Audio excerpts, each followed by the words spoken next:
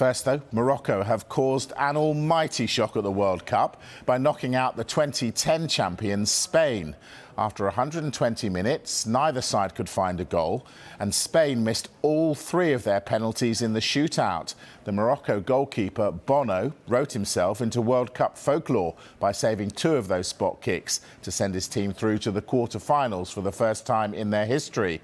They'll go on to play the winners of tonight's match between Portugal and Switzerland. Let's get some immediate response to that then. Our chief reporter, Kaveh Solhekol, is in Doha. Kaveh, I'm basking in the moniker of Mystic Mike, as I predicted Morocco would beat Spain.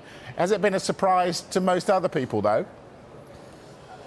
Look, I don't think it's been that much of a surprise here in Qatar. Yes, of course, around the football world, everybody recognises that Spain are one of the best teams in the world.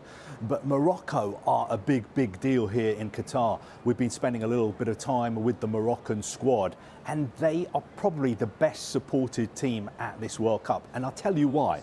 It's because they're the last African side left in this World Cup. They're the last side from the Arab world left in this World Cup, and they're the last Muslim country left in this World Cup. So wherever you go around Doha, they have supporters. Even if you speak to the organisers of this World Cup, they say it's so important to have a team like Morocco doing well and getting into the quarterfinals, because they don't want it just to be a closed shop. They don't want it just to be countries from Europe and then two countries from South America, Argentina and Brazil. This is the World Cup, so they want countries from all over the world. And basically what these Moroccan players have been doing, they've been under pressure because they have to represent the 37 million people who live in their own country, and also the millions of Moroccans who live around the world.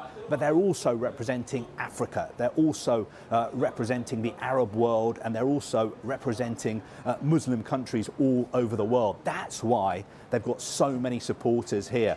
Just a couple of hours ago, we were at the Education City Stadium where the game was being held.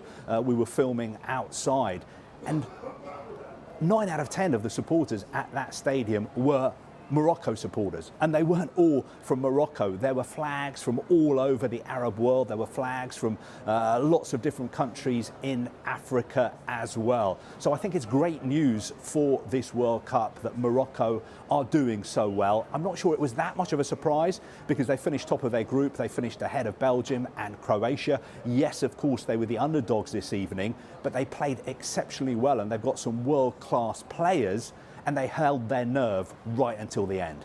All right, I'll lose that moniker of Mystic Mike then if it wasn't a surprise. Their coach, only appointed in August, brought back Hakim Ziyech. How good a job has the coach done?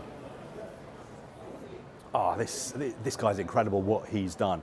Walid Regragui, he came in August. There were problems in the camp. Hakim Ziyech had fallen out with the previous head coach. He hadn't played for Morocco for a year. He knew that Morocco were in the World Cup. He decided to get back to basics. He decided to play a more dynamic style of football. And he decided, one of the first things he did was to call Hakim Ziyech and say, look, I need you back in the squad.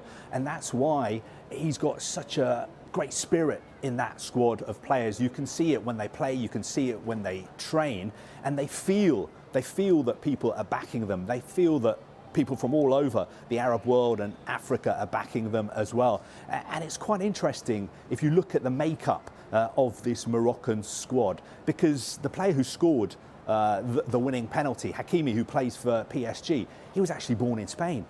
He was born in Madrid. 14 players in the Moroccan squad were born outside Morocco. There are a lot of Moroccans living all across Europe, and they've benefited from playing for European sides. A lot of them play for top sides in Europe. So it's been very, very smart the way Moroccan football has developed.